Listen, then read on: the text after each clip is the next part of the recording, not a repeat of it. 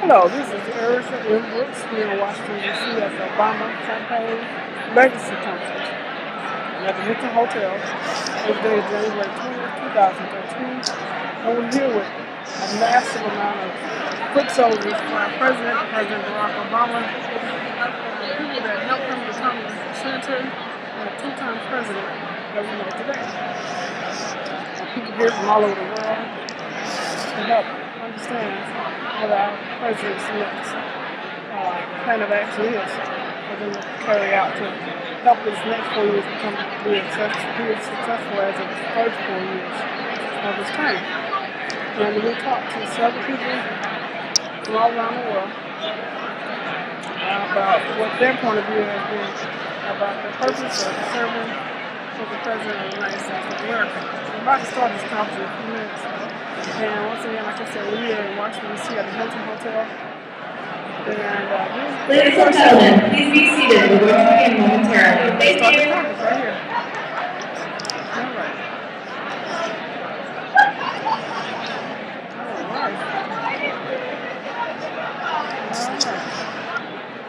We're about to start this conference here. Like I said, today is January 20th, 2013 in Washington, D.C. at the Hilton Hotel for the 2013 President Barack Obama Campaign Legacy Conference. This is Allrrto Brooks, and we're about to listen to this wonderful plan of action our President has carry out for us. Okay, we're back.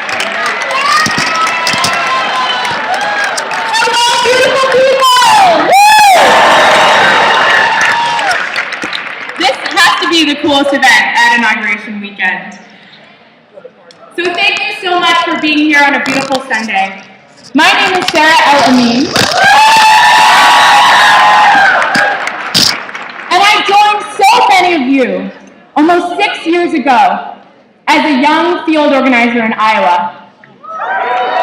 I traveled the same journey as a lot of you in this crowd, sharing joyful experiences, late night coffees, van data entry, and personal stories. I ended this campaign in my dream job as National Training Director for all of you. And I stand here before you as Director of the Legacy Conference. You may also recognize me from my YouTube debut right after the election, this one. My fiance and I got the chance to tell the story of our engagement. We met on the campaign to the president. So put a ring on it. We stand here on the eve of inauguration. And we are the most powerful room in America. Our legacy is not an email list. It's not a tech tool.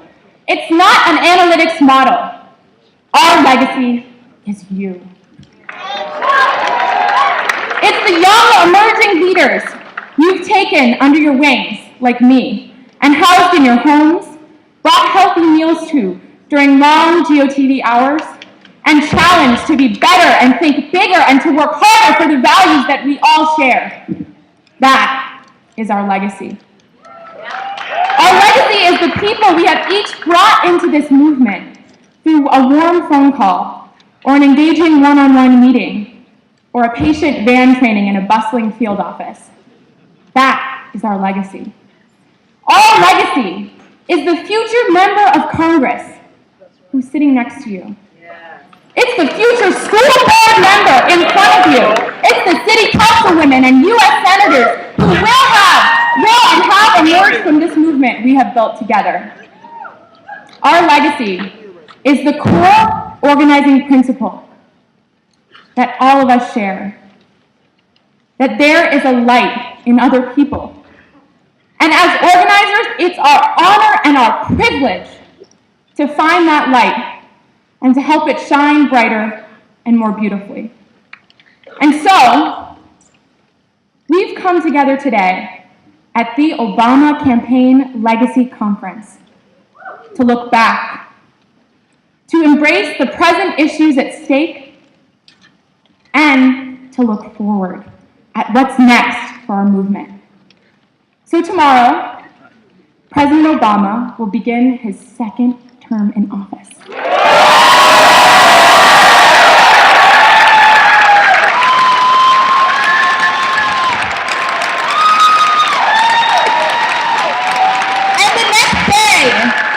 The power in this room will spread back across our beautiful country like the rising sun in the Obama O as it rises.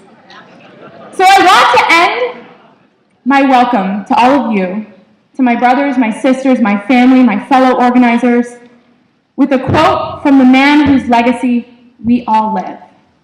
A quote that brought me to this work and keeps so many of us working for President Obama day and night for so many years since we started. As Dr. King said, darkness cannot drive out darkness. Only light can do that. Hate cannot drive out hate. Only love can do that. So organizers of America, action takers of the United States, you are our legacy. Let's go shine our brightest.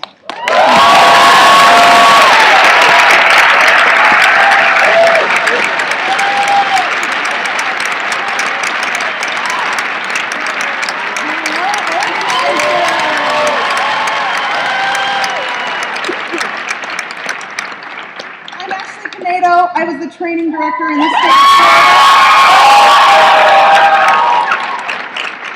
Is everybody fired up? Yeah. All right, we're going to walk through the goals of the day and go through the agenda and some logistics. So I hope I'm standing in the right spot.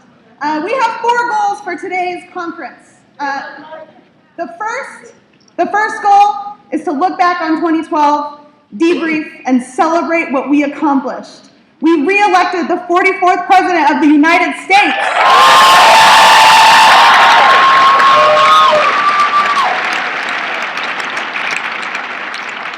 Our second goal is to look forward, to look at the next phase of our movement, to look at what we're going to do with this powerful, powerful room of people and how we're going to go back to our home states and continue to organize for change.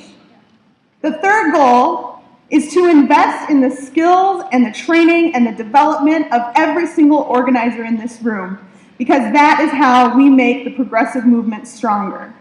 And the fourth goal is to create next steps for action so that everybody leaves here fired up.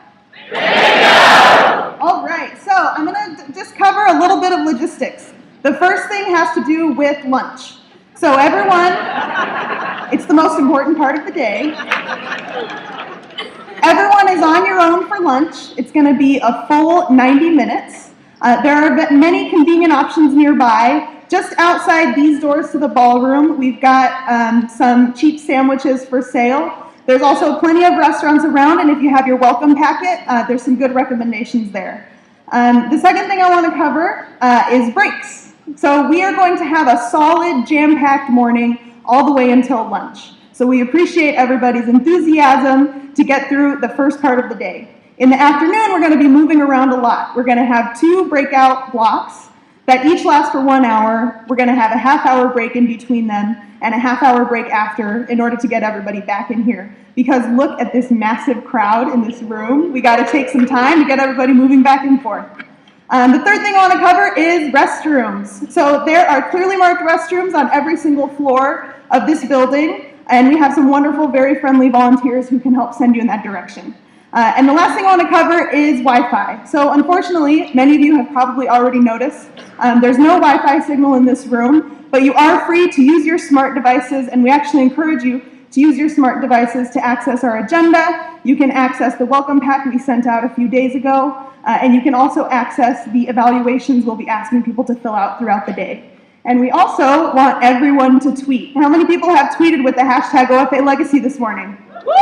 Excellent. I encourage everyone to keep doing that. We want to tell the story of what's in this room. You are not discouraged from tweeting, from using your phone, from telling the story during these sessions. And you can continue to refer back to the agenda at ofa.bo/agenda. All right, so walking through the agenda really, really briefly. We're going to spend the next little bit here going through our welcomes. We're going to do a little bit of introductions. and then we're going to roll into our debrief of 2012. After that, we're going to look at the next phase of our movement and talk about a little bit of next steps. After that, we're going to have some really great people come and share their stories with us and remind us why we need to keep fighting, and that re-electing the president doesn't stop there. We've got to keep going. There's a lot of battles we need to take on. Then we'll have our lunch break, plenty long break. Everybody can get fueled up for the afternoon. Then we'll do our 2 workshop blocks.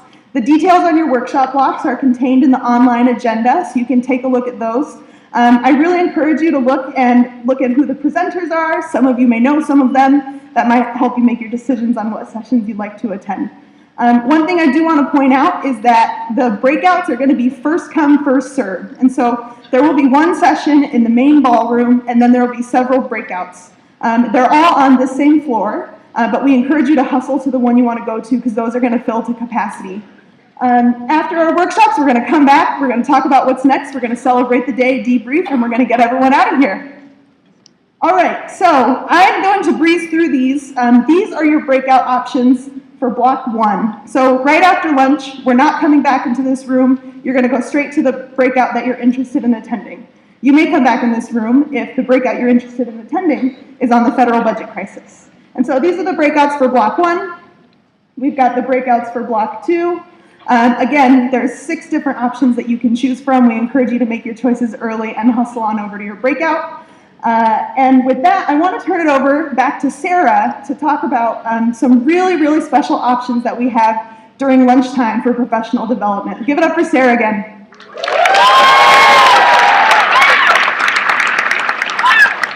I think the stage is live. There we go. Cool.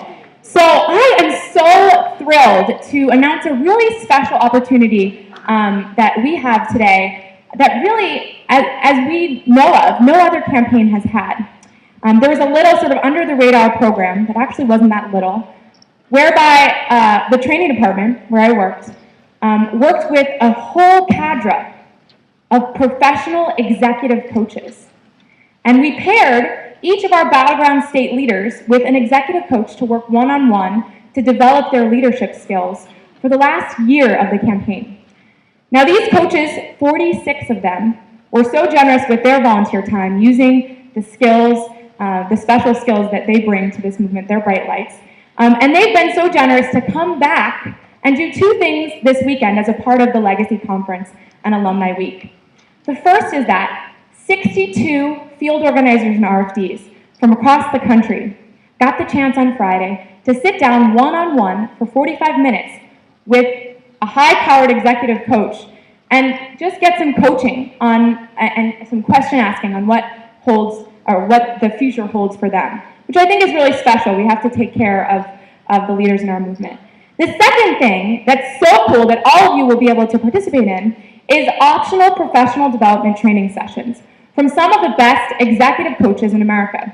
And so they'll be holding those sessions during lunch, and then after the conference is finished in the breakout rooms. We wanted to make sure that you knew about that cool opportunity. It's totally optional, but a neat thing. We really believe in professionalizing our movement and always have. All right, so I'm going to do the most exciting thing of the day now, and that is introductions. The power in this room. All right, so here's what we're going to do. We're going to do it a little bit differently than we've done introductions before, because there's like a million of you here. So we're not going to go one by one. We're going to have you turn to your neighbor, but it can't be the neighbor that you came with. These 2 women in front with the matching Obama t-shirts.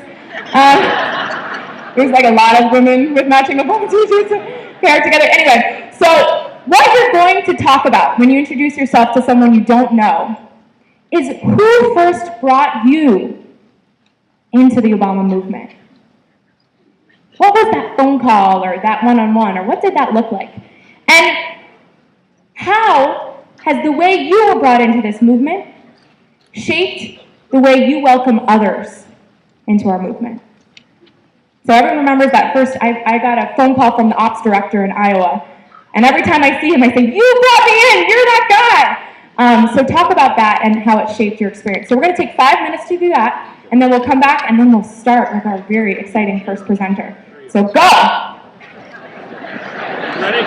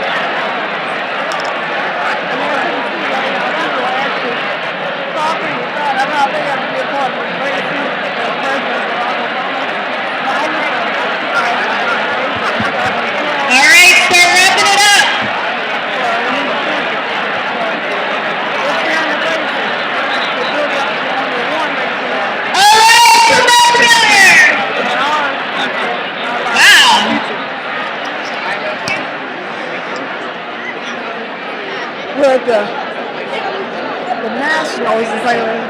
So you're going to have plenty of time during our incredibly long months. You're going to have plenty of time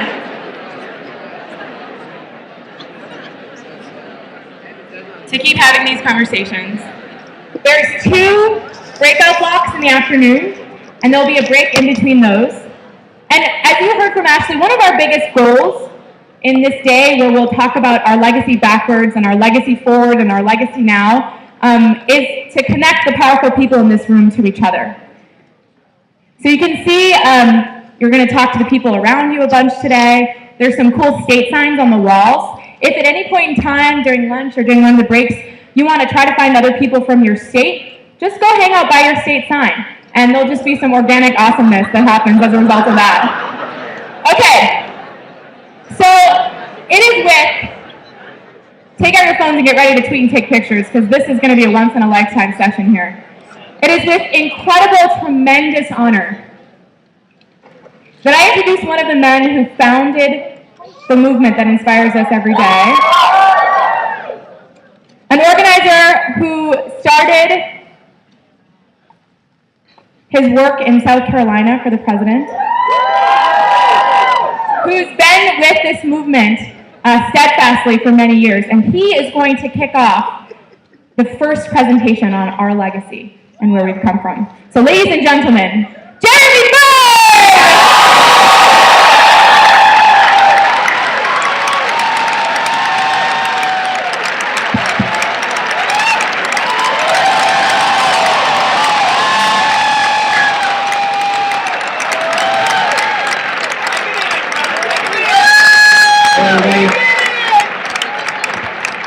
Good morning to you, winners. You guys, you remember that time when everybody said we couldn't win and then we got 332 electoral votes? You guys remember that? Remember that time when we weren't going to turn out, the coalition that we turned out in 2008? And remember that time when we weren't going to pass health care? Remember that time when we weren't going to win the primary? Yeah. I remember those times too. And you remember that time when we sat together the day before President Barack Obama was inaugurated for the second time? Feels good, doesn't it? It feels good. It's my pleasure to sort of kick this off with some great folks, and we're going to hear kind of the story of the last 6 years of us organizing together from all of you. Not from me, from you. You're the ones that deserve the credit for what has happened. And I just was very fortunate and honored to be a part of that and to facilitate that in some way. And so I'm looking forward to kicking it over to some of your neighborhood team leaders in a minute. But before we get there, 2 people that I really want to thank. You've already seen Sarah Elamine out here, but you should just give it up for her one last time.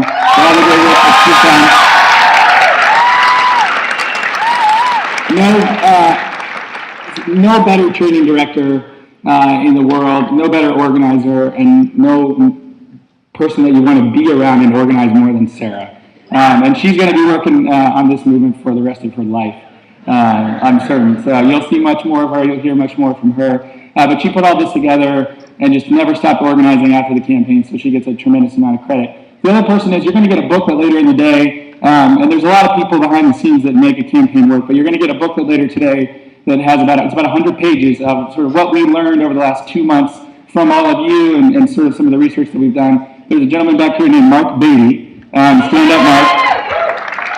He put that all together.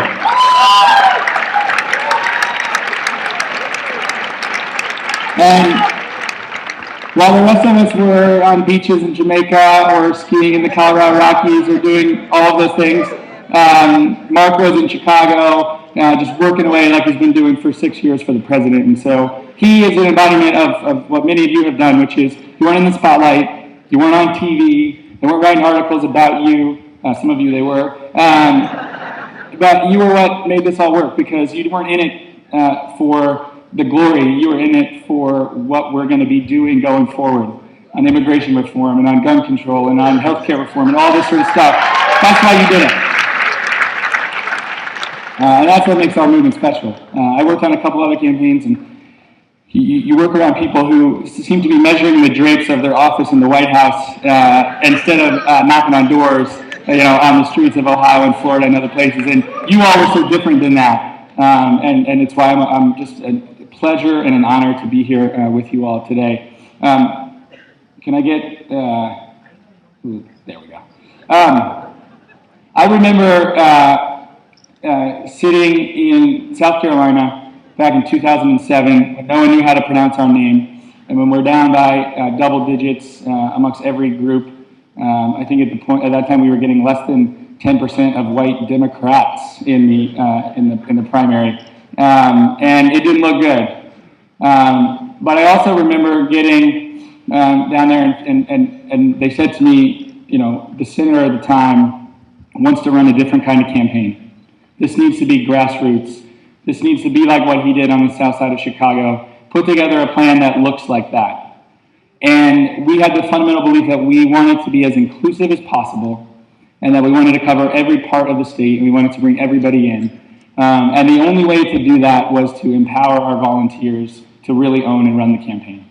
And that's where the idea of the neighborhood team leader and the neighborhood teams kind of sprung out of that primary. And the work we did together. When we all got to Chicago after the primary, and Mitch and I sat down and started talking to each other about what they did in Iowa, which was unbelievably historic, and what we did in these other primary states, we realized we all had a common value set about who we were trying to elect, but also about how we wanted to do it. The first woman I worked for in politics, she was my mentor. She said she worked on a campaign where they spent millions of dollars, and they lost, and it was over, and she realized they left nothing behind. They didn't even lose, but leave behind a whole trained set of volunteers with a bunch of great data and a whole legacy. They just were done. And too many campaigns were being run like that. This sort of professional, treat citizens, voters as people to market to, as opposed to people to bring into your campaign and respect and build a real campaign so that win or lose, when you're done, we're getting stronger every step of the way. And we were committed. We were committed to doing that. That's where the neighborhood team leader concept came from, and then it was what you all made real. And this fundamental belief that we could actually change the electorate. That you, person by person, if you did your piece in your neighborhood in whatever battleground state or non-battleground state by helping those battleground states, that you were actually, if you added it all up, winning the election. And you did it. You did it. So, Sarah's already said this, but you are the legacy. And reporters had asked me, are we going to leave behind, will the president have left behind a group of folks that go run for office like Kennedy did? And I think, yeah, probably. But the one thing for certain that the president has left behind is millions of volunteers who saw their power and became real leaders who are going to go run the campaigns of the future, whether they run themselves or just run them. They're going to run the nonprofits, they're going to run the campaigns, the parties, all of that stuff is going to be run by you and your colleagues across the country. And that's the true legacy of Barack Obama's campaign.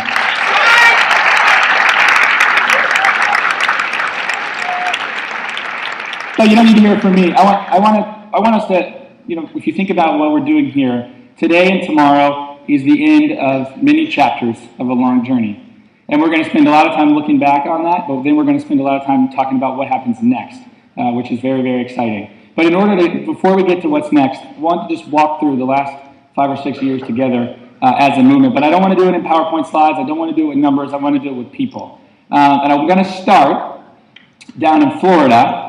And before she comes out, we have basically, what we're about to do is really, you might call 4.0. But we started on the primary and the general in 2008. Then we had what we did in 2009 and 2010. And then we had the re-election. So we want to talk about those 3 phases real quick, but again, I want to talk about it from all of your perspectives. So to kind of talk to us through that, I'm going to have Sandy come out from Florida. She's a neighborhood team leader, and I'm going to have her walk through her experience and what she remembers and the narrative that she's going to share with us about what we did in the first phase. So Sandy Parker, come on out here and join us.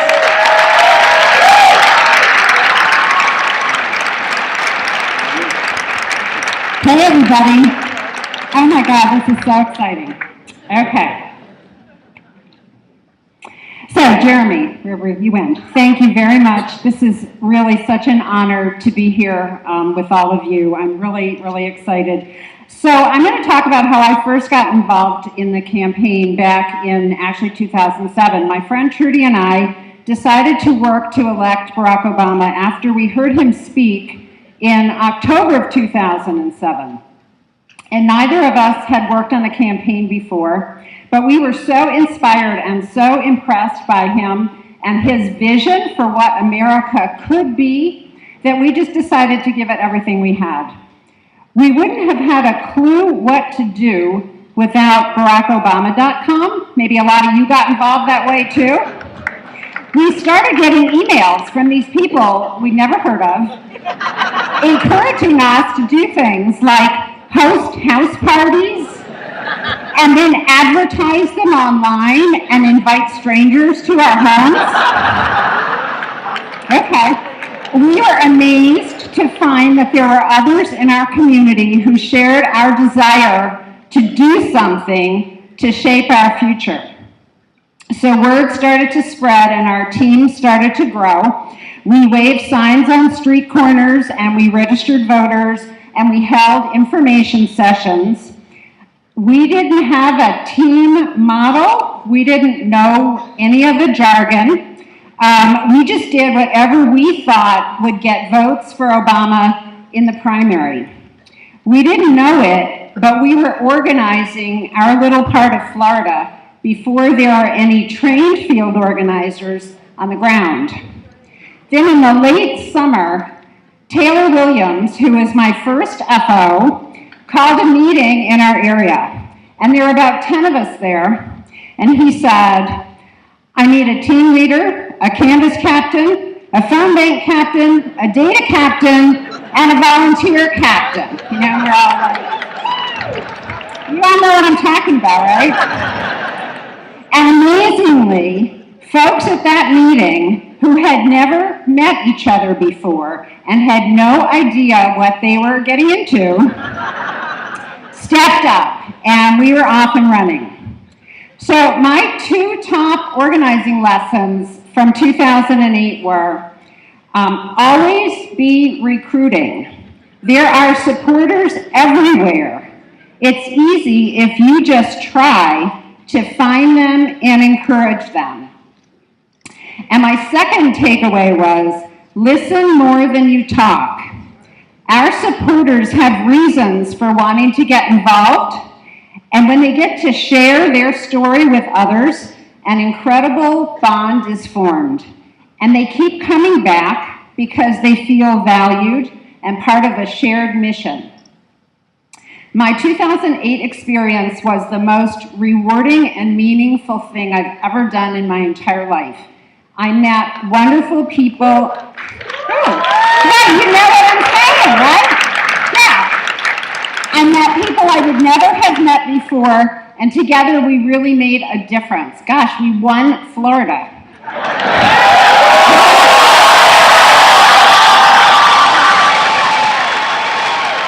So it was really great to take what I learned in 2008 and the people we met in 2008 and use those skills again in 2012. And I am really looking forward to learning today how we're going to keep working together to support the president in his second term. Thank you very much.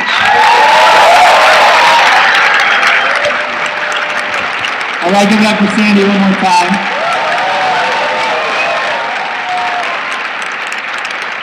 All right, now remember where you were right after 2008. We had a historic election. The economy was in a complete meltdown, and we had tremendous things that we wanted to do. And despite what the press will say about 2009 and 2010, what you all did, you never stopped. And what you all did is the reason that 30 million people over the next year and a half will have health insurance.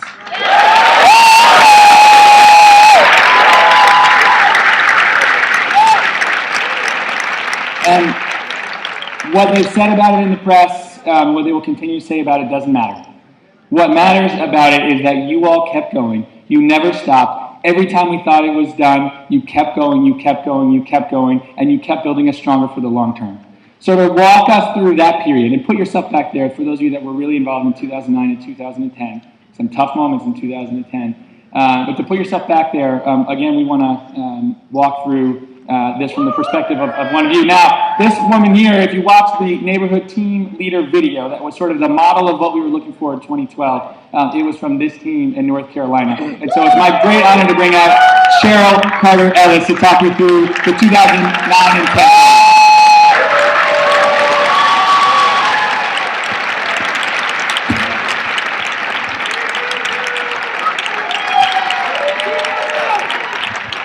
Yes, Team New Blue, where are you?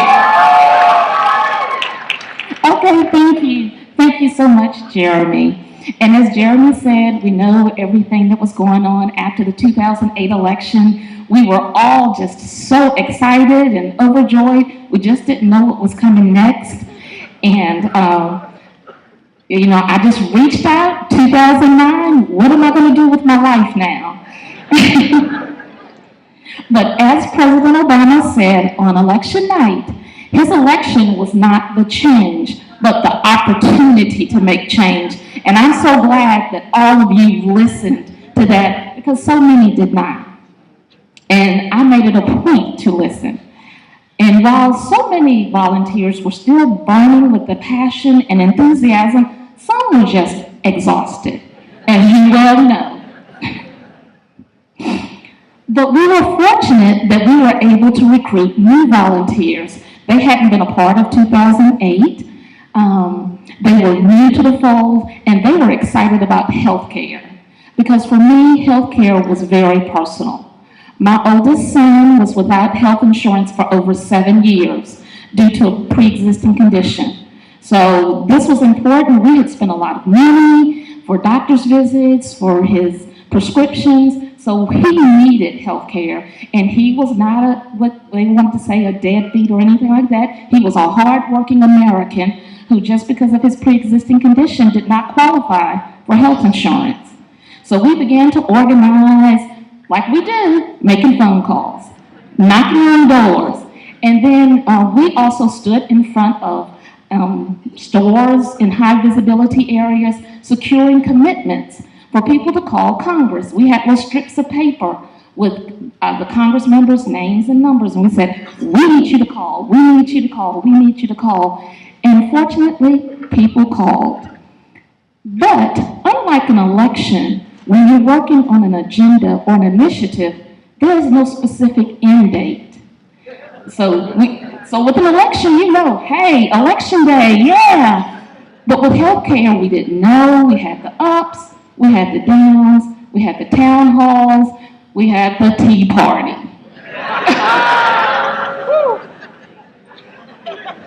But as good organizers, what do?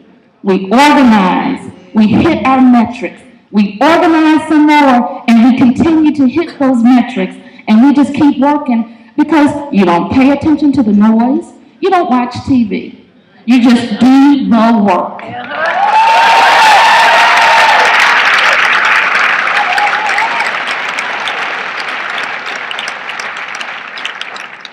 So, as I said, we continued to call, we continued to recruit volunteers, and finally, after the town halls and the battles in Congress, on March 23rd, 2010, President Obama signed the Affordable Care Act into law.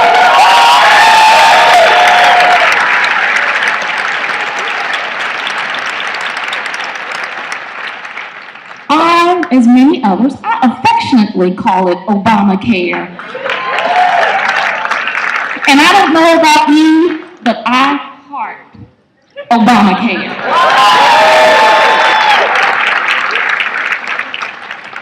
So yes, we celebrated for a minute because our job was not done.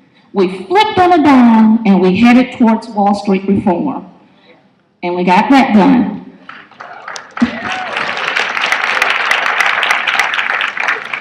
But right around the corner were the midterms. And we know all that noise was out there about the midterms, scary. But in North Carolina, the Democratic Party in Organizing for America, we came together and joined forces. We collaborated, put our efforts together. We had a volunteer summit where we had a lot of speakers, including Sarah El-Amin. They came and spoke to us about what our next steps were and how we were going to organize, just as we had in 2008. So we began to recruit volunteers, and we began to make phone calls, and we began to knock on doors, and we registered voters, and we had that end date, Election Day, GOTV, and all of that. And with Election Day, like I said, there was that finality. And we were fortunate enough in North Carolina to return 7 out of 8 members back to Congress. And I think that...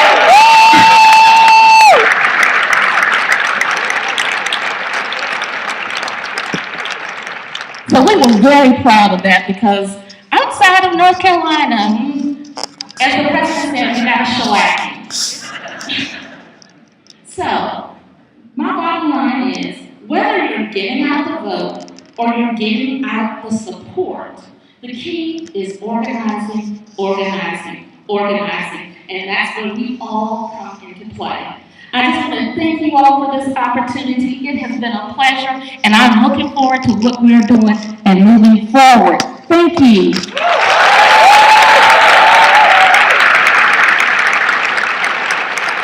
Cheryl, thank you. All right, next up we're gonna close it out here from the field with the last chapter, not the last chapter, but the last that we can look back on, which is 2011-2012, and it's my pleasure to bring up to you someone from a state that I know a little bit about, the great state of Ohio. I'm gonna call Kathy Johns. Kathy, come on up.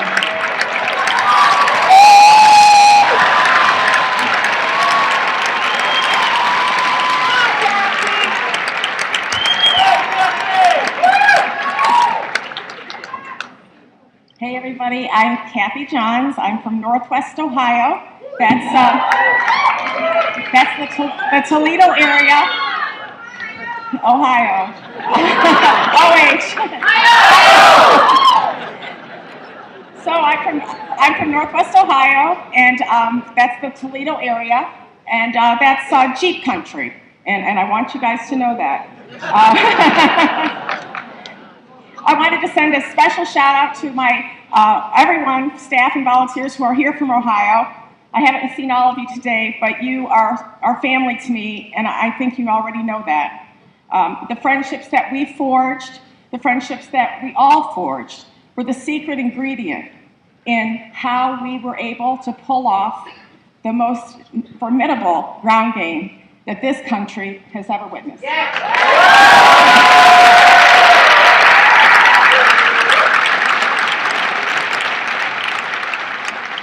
Now, I've been asked to share a few unique experiences that I had in 2012, and I've chosen 3. So what I wanted to share was, first of all, I wish you could see our headquarters. And sometimes I drive by there still. I cut through a parking lot. It was just a storefront in a strip mall, not even on a main street. But sometimes I cut through that parking lot. And even though the paint is gone now and the office looks empty, vacant, my heart never misses skipping a beat just by driving by.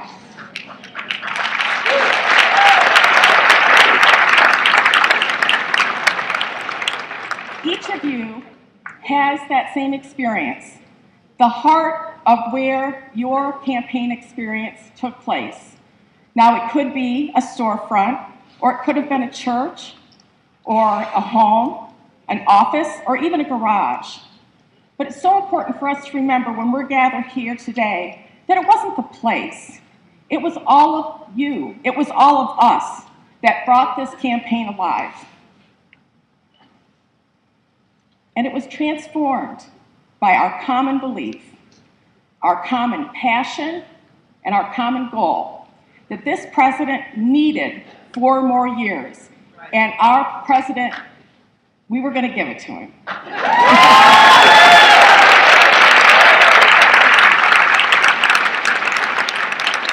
So whenever anyone asks me how it is that we pulled this off, I always start with the raw, intense passion of the people that I met who walked through the door, who wanted to be a part of this incredible experience. And I'm with you all today.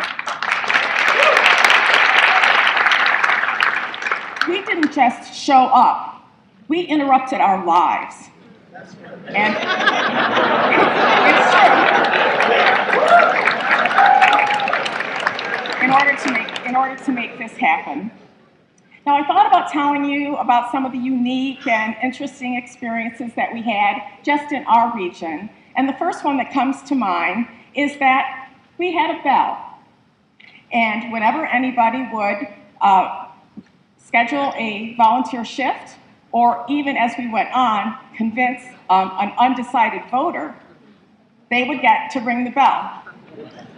Now, our RFD, Curtis Worms, who I know is here, he called it the bell of integrity. Now, on the nights where we were tired, or disappointed, or worried, even angry, sometimes we couldn't get into call time. But what would happen is that someone would go and ring the bell. And with that came the whispers to the new volunteers of what it meant. And before you knew it, there would be a spontaneous cheer that would erupt when a new volunteer got to ring the bell for the first time.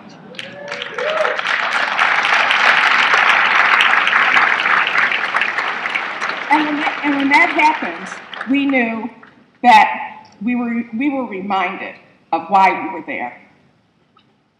Now, I know I wanted to tell you, I have three things. I know I wanted to tell you about early on how a few people in the state of Ohio realized, people like Chris Peck, my DFD, and Victoria Zip, our trainer in the state of Ohio, they realized that if we had trainings locally, we would have a much greater success because people wouldn't have to travel. So we began in-house trainings every week, not only Boat Builder, but we would teach people about the snowflake model. We would teach them about sharing their personal story. And my favorite, personally, persuasion training. And what we soon discovered is that people liked it. The FOs liked it because they were able to get people to come because it wasn't quite as intimidating an ask as phone banking or canvassing.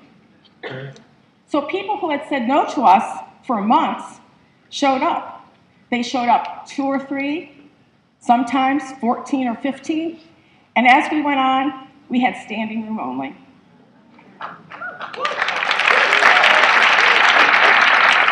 And of course, the biggest thrill out of that experience was that from those classes, people raised their hand. They wanted to be phone bank captains. They wanted to be canvas captains, NTLs, staging location directors. And there was a special thrill for all of us who were a part of that training that knew that we had delivered that to Northwest Ohio.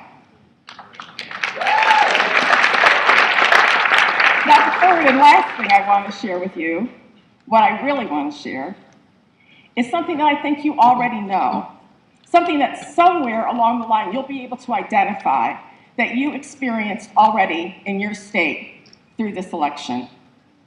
For us in Northwest Ohio, it happened in late October. Our opponent, whose name I will not mention, began to flood our region with ads warning that Jeep was going to close down. Oh yeah, it happened. And that the jobs were being moved to China.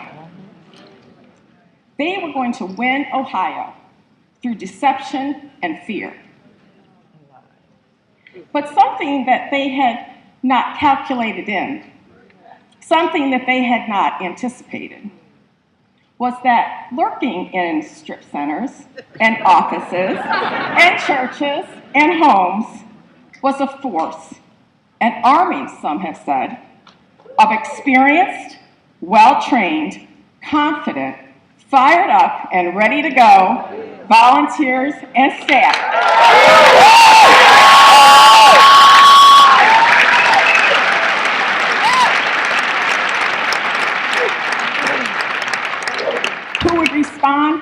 blinking an eye. Right. And squash those lies with conversations one at a time. Our snowflakes were in place. We knew our turf. We knew who our undecideds were. And we knew where they lived.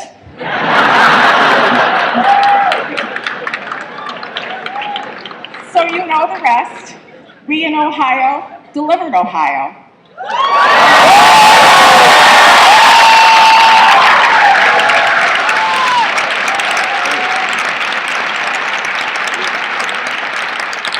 And across the nation, you delivered the nation.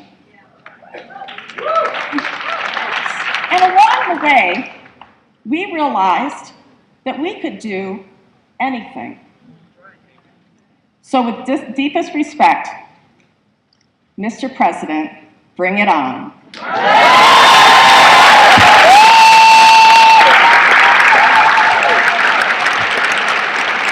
you, Kathy.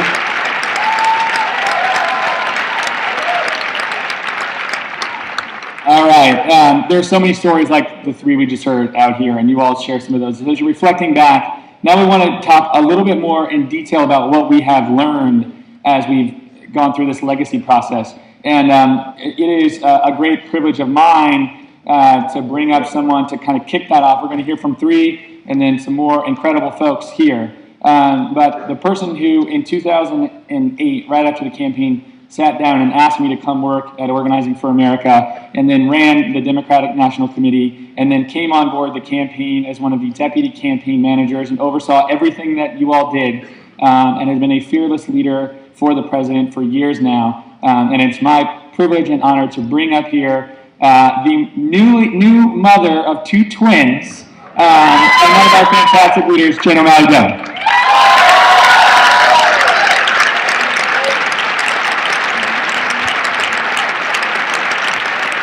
Hi, everyone. You all look beautiful, even beyond the lights. It's so good to see you all and to have you here. And I know being here on Sunday morning probably wasn't an easy thing, so we're really glad you're here, and I'm so glad to be part of this. And as Bird mentioned, I am a new mom, which is so crazy. I had twin girls, identical girls, exactly 1 week after the election. And I think it's a good sign because I had many conversations with them and told them they could not come before the election, and they listened to me, so I think that's good.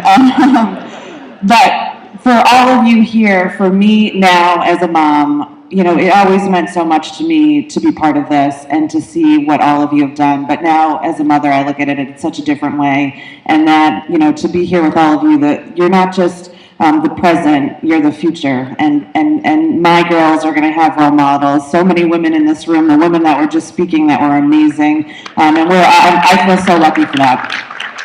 So I probably have the easiest part of this entire day because I get to talk about what we did. There we go. Oh, did I go too far? All right, hold on. There we go. All right. So, as Bird mentioned, we started the Legacy Project, and this is something we did in 2008. This important thing, this idea that we can't forget what we learned, that we have to take hold of that. We have to understand what worked, what didn't work. How do we ensure that we learn lessons and we learn from that and we pass it along? So a survey went out, over 1 million people filled out that survey.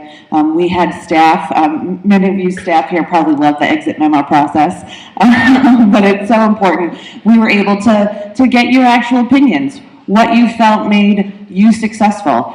Hearing from all of you in your work, how can we do this better? How can we pass this along to future generations? Really critical work. We did a lot of data analytics, and you'll hear about this later in this presentation. But how do we understand and learn from the numbers so that they're not just numbers, they're lessons? And finally, we have this wonderful day that is just a start to the future so that your input, what you think, is part of where we go. Now, we won, so that's a big deal. If you've heard any of us talk, you know, I've said over and over again, we were not trying to relive 2008, that 2012 was different, that we had to recognize that we had to create something new, that it was a different electorate, the country was different, we had a sitting president, the country was still struggling, but we've come so far. And what we needed to do was understand that, but at the same time, make sure that we were getting to 270 electoral votes. Well, you all did that, and then you went well past that. And so while we would have taken 270, we're pretty excited that we got 332.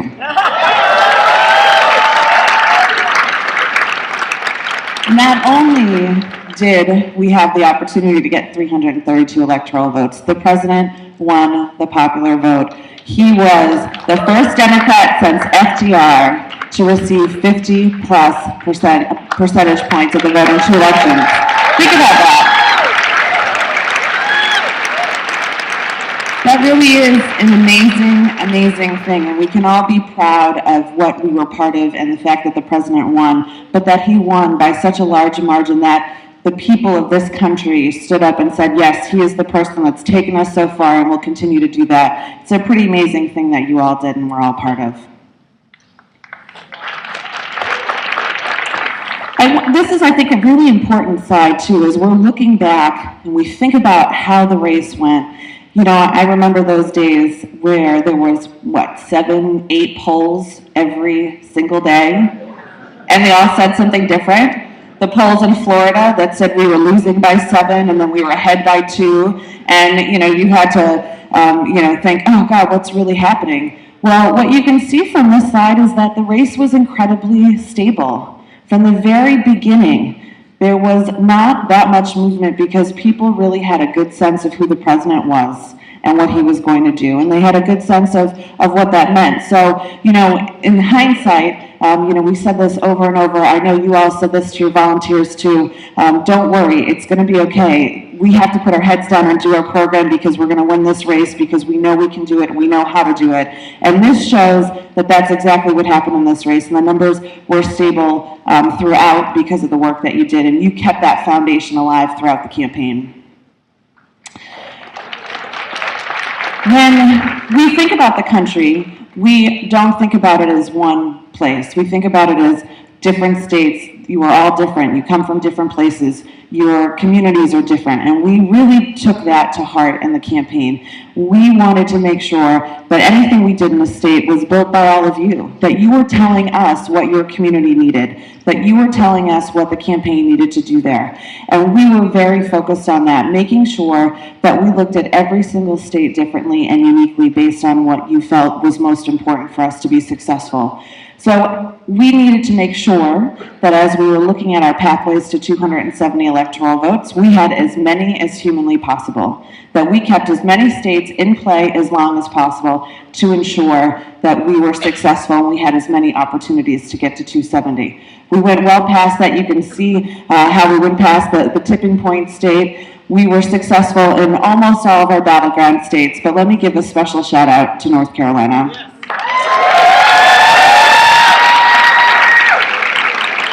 North Carolina might not have been our state this time around, but the work that was done there, the voter registration, the new people that were part of the process, that has changed that state forever. And that is something everyone needs to remember. And while these states that you can see, they were our battleground states, every single person in every single state in this country contributed to success in those states. It wasn't just the people in those states, it was people in border states, it was people that came in to volunteer, that made the calls. It was all of you who did that. And we were up against huge challenges. And I think it's really important that today we remember that too, because we're not finished with being confronted with things like all of the election laws that we saw in a very targeted way in our critical states being changed, whether it's through the legislature, whether it was, through ballot initiatives. You were all up against people who wanted to make it more challenging for all Americans to participate in this process. And you overcame that. We didn't let that stop us, and now we need to continue the work of making sure that we all commit to making it easier for people to participate in our process. And finally, we were up against a lot of money on the Republican side, not just from our opponent, but from Republican groups that we have never seen the like of, how coordinated they were, how much money they spent, how much time they were on television, they spent money on the air, they spent money in our states, and we conquered that. You did. The money, they couldn't stop us. They could have added on to that over and over again, but all of you ensured that we still won, no matter what they spent.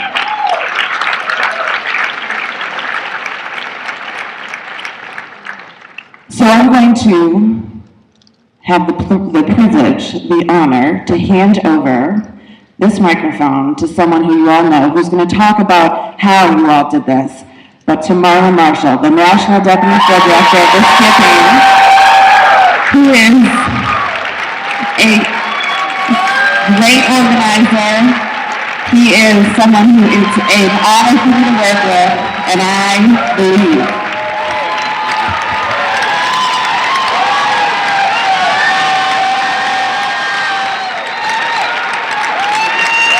What up? How y'all doing?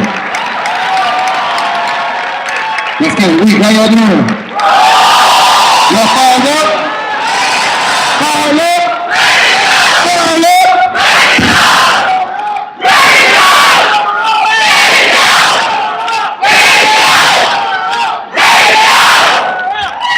Good morning. Ooh, I feel good now. Okay.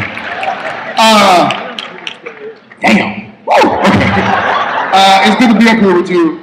Thank you for having me today, and a major shout out to Sarah Ellermean for putting this whole thing together. I mean, this is just absolutely amazing. Two quick plugs before I go into a little bit of the strategy, what we did on the field side. One, a big shout out to all of you. Many of you know I'm working on the inauguration committee. And yesterday was our National Day of Service. And it was absolutely fantastic. The president, the vice president, the first family, second family, all got into the community yesterday and served. We had over 13,000 people go through our service summit at the National Mall, which was awesome, and a whole bunch of events across the country. But none of that would have been possible without you in this room. To be able to have a day that was dedicated to community service, to give back our communities, that only happened because we reelected the President of the United States of America. So thank you, first and foremost. The second thing is, I hope you guys have had a good time so far for the first ever Alumni Week. We had a jobs conference Friday. Obviously, yesterday was our day of service. We had some happy hours tonight. And we have a whole bunch of stuff the next couple of days, so just making sure we're putting the plug. Spend some time with your friends and family here. We all are part of one family. Big shout out. I think they left, but Allison Zellman and Abby Witt, who put together a fantastic agenda for you guys over the next couple of days. So hope you guys are enjoying. So I'm going to tell you a little bit about, bam, there you go. That's what I'm going to tell you. Okay.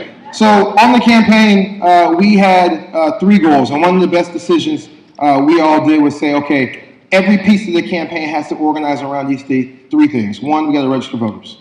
2, we know we got to persuade voters. And 3, we got to turn them out.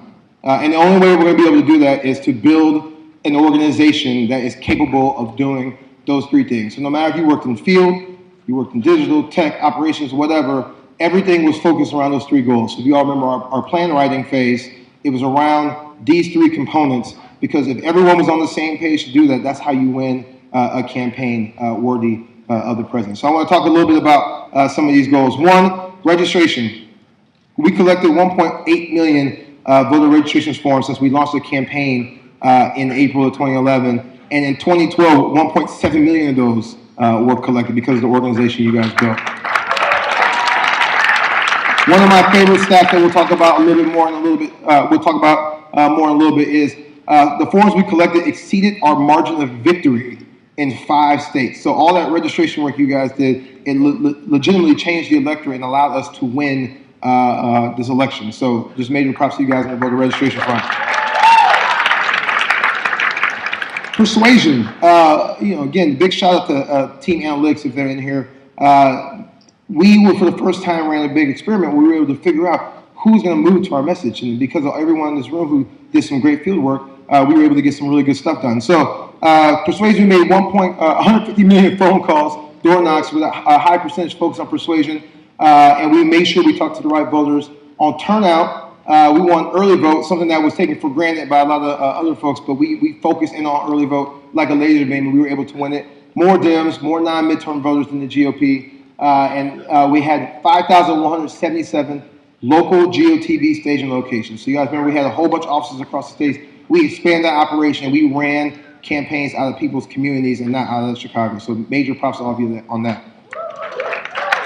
We only did that because we built an organization. Over 800 offices, over 2,700 field organizers. We tested and trained 10,000 NTOs and 30,000 CTMs, and we scheduled 2.2 million unique volunteers who were actually scheduled to do work on this campaign, which is amazing. And again, we created the most sophisticated program in training political history with Sarah Lemay. So just major props. Those are the 3 buckets how we won, and because we built the organization, we were able to do that. Okay. That's the wrong way. Thank you. Okay. So again, I talked about this a little bit. 2.2 million volunteers scheduled. You guys who worked on 2012 recruited 80% more volunteers than we did on 2008. 80%. Clap up some more, then.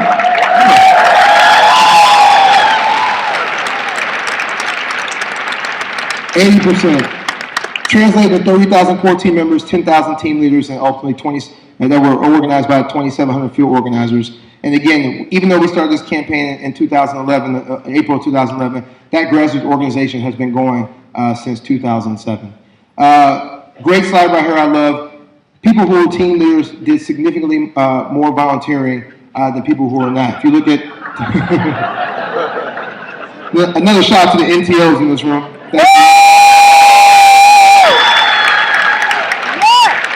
Team leaders, 59% of our team leaders did 10 hours or more work every week on this campaign, which is a testament to their, and that's we know it's a lot more than that as well too. Okay, we have more local offices in the Romney campaign. 631 offices in targeted states compared to 282. Ultimately had 813 offices nationwide. And obviously that again created a presence for us in the community so that way we could organize and do the work we needed to do. And then when you take that down to the GOTV level, when I talked about that 5,177, that again is how you run a campaign. There we go. And I mentioned earlier about our planning. Because we had an integrated campaign, we were successful. We had those 3 buckets. We knew we had to build an organization. But everything again was supported by entire campaign infrastructure. So all of our grassroots volunteers, everybody was feeding into that, right? Our digital team helped us recruit volunteers and reach out to voters. Ops and legal, we couldn't even do the work we needed to do unless we were able to open offices, right? Political team was able to give us cover and use political relationships to be able to recruit more volunteers and bring them to the campaign. So every single portion of this campaign, every single department fed into building the organization we need to do to accomplish those 3 things: register, persuade, and ultimately turn out voters. I talked about this again a second ago. Our registration margin exceeded, our voter registration exceeded the Obama margin of victory in 3 battleground states. One of those states was Florida.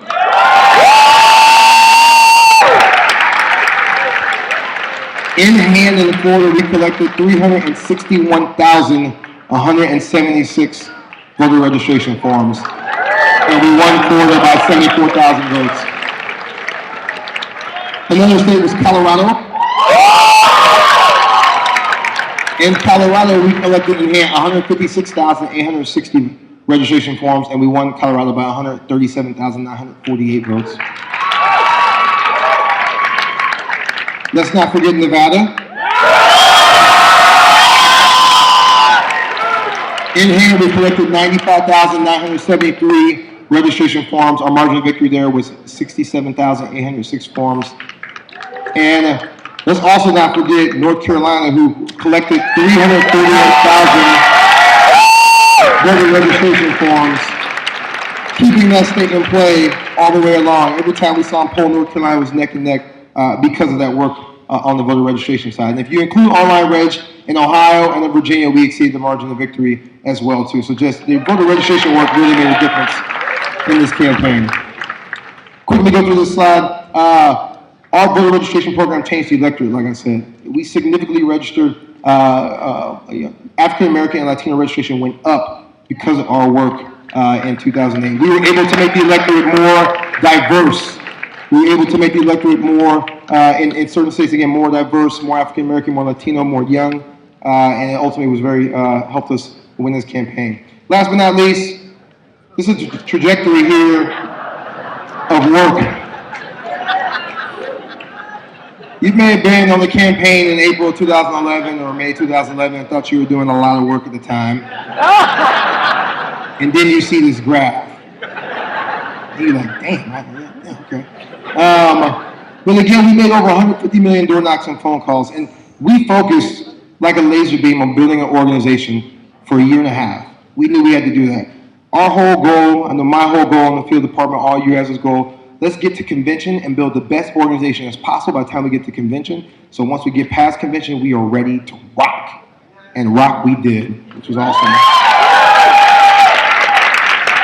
So you see, that's why GeoTV is so important. You have a lot of voter contact going on, but at the very end, it just skyrockets. And that would not be possible if you had not built that organization. It would have just flatlined if you had not spent the time to do that. And this is something that is very, very impressive because a lot of folks don't spend the time or spend the resources to try to build an organization. They just say, okay, we'll just kind of do some organizing work and we'll just kind of see what happens. But you have to, it's an investment and it's a risk to take the time to build that type of infrastructure.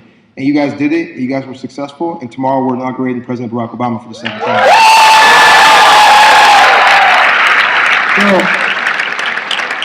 with that, it's now my honor to introduce a really good friend of mine, very, very, very powerful leader. I know anytime on the campaign, if anyone, if I needed really good advice, like how do we think about going through this way strategically, he's a fantastic person to talk to.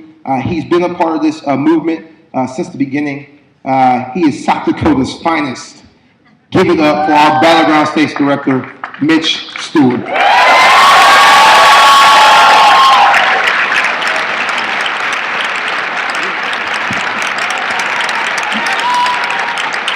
Thank you, Marlon. Do we have anyone here from South Dakota? Hey, all right. It's half the state. Wow, that is a lot of Mitch up on stage right now. The state camera adds 10 pounds. So that's 2.5 cameras. We all sacrificed over these past 2 years, in some cases 6 years, to make sure that our guy got reelected. And I want to echo what everybody else here has said and just say thank you. It's hard not to spend this time swapping war stories, right? Have you guys all been doing that? A quick one, and I promise this will be very quick because I tend to drag on telling these stories. It's my favorite thing to do. But I looked in the closet this morning and was trying to find a jacket to wear, and I have a number of jackets, but I picked this one, and I didn't really realize it at the time. I'm so glad I did. I was a state director in Virginia in 2008, and I guess in Virginia, right? And part of what I had to do there very early on, I think the event was actually in July, I had to race down to Danville, Virginia, to host, or not to host, but to staff an event with then Senator Obama and then candidate and now Senator Mark Warner. And I didn't have a coat. So we called down to Danville trying to find a sport coat for me to buy en route. And I actually bought this at the J.C. Penney in Danville, Virginia for $45.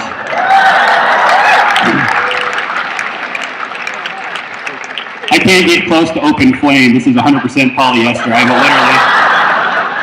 will literally spontaneously combust.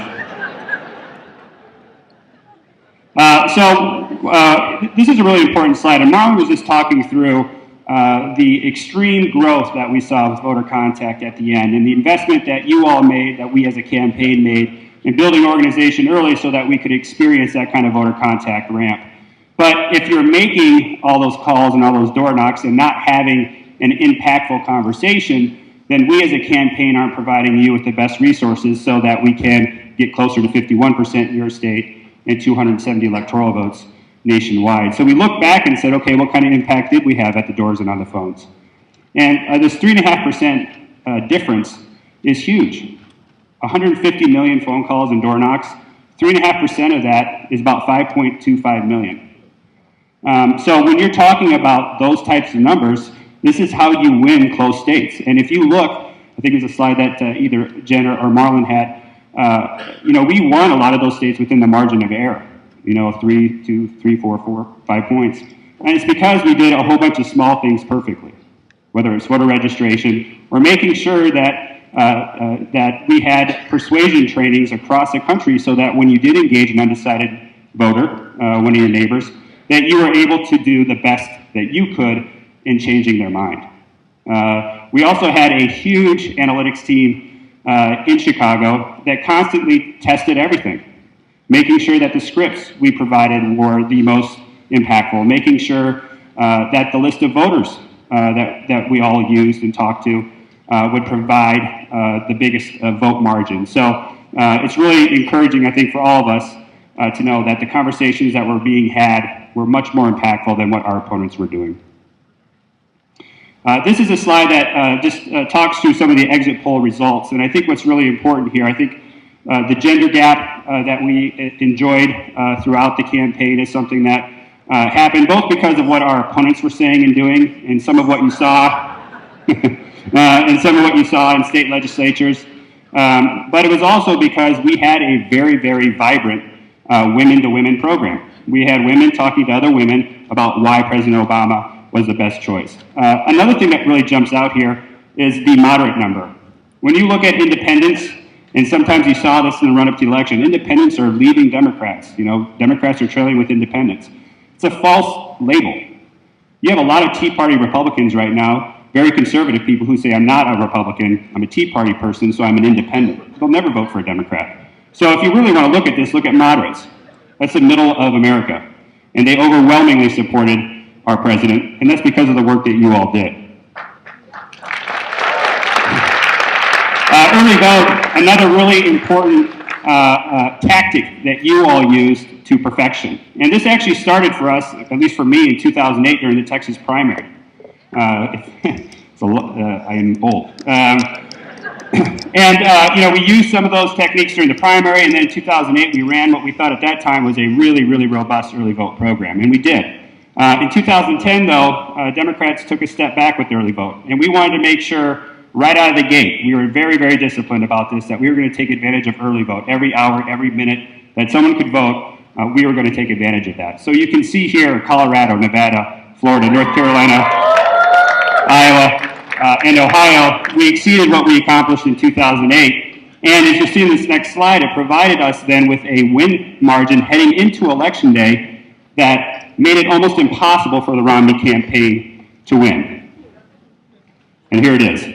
In Iowa, we had a 20-point lead with 44% of the vote already in heading into Election Day, meaning that Romney would have to beat us by 20 points on Election Day to win. And you see this in Ohio, you see it in Virginia, Nevada, North Carolina, Florida, Colorado. We had substantial leads heading into Election Day, and that provided us a small measure of patience, I guess, as you saw all the different stories out there about how Republicans were dominating early vote, which is a continual frustration that we'll work on. But also it was important who made up those early voters. And you can see on the slide to the right that both African American and Latino voters made up a larger percentage of early voters in 2012 than in 2008.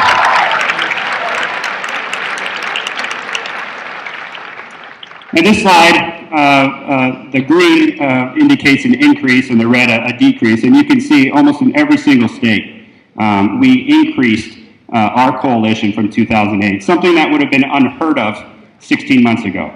And that's because of your work. Look specifically at Ohio. That is a +4 with African Americans from 2012 to 2008.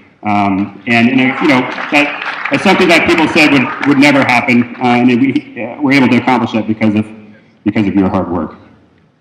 Finally, this is my favorite slide, and then I will introduce our next speaker. This slide is a proof point that campaigns matter. You probably heard some Republicans or other folks say that turnout in 2012 was down compared to 2008. And if you look at it across the country, that's in fact true. But if you look at the states that we had organization, we beat what we did in 2008 by a percentage point. What you guys were able to do was defy what happened across the country because of the organization that you put together. The 150 million door knocks, the 1.8 million voter registration forms that you all collected, led to an increased turnout in the states that mattered in getting us to 270 electoral votes, and you defied what happened across the country. So this point right here proves that organization matters, that campaign matters, and how you run those campaigns matter.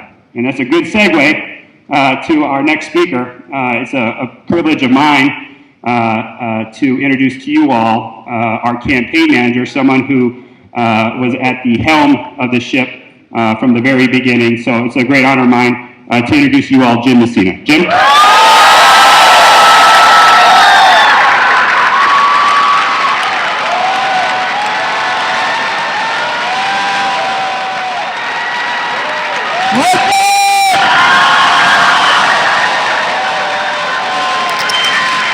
I see winners!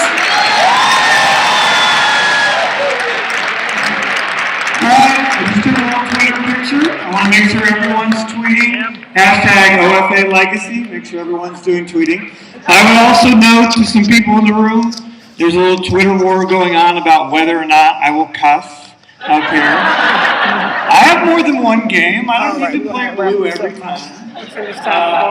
It is great to see you. It's great to see you smiling faces. I want to give it up again to Sarah Elvey for arranging this meeting. 13, a day before the inauguration of our 44th president, During her very spontaneous introduction, I was tearing up, you know, I'm going to cry, and thinking about all the things we built.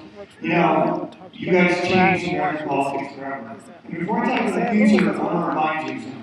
This grassroots movement did some very big things in the first 4 years.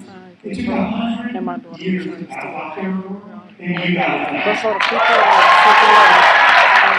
It took 80 years to pass Wall Street, and you got it done. It took 30 years to pass to get rid of the last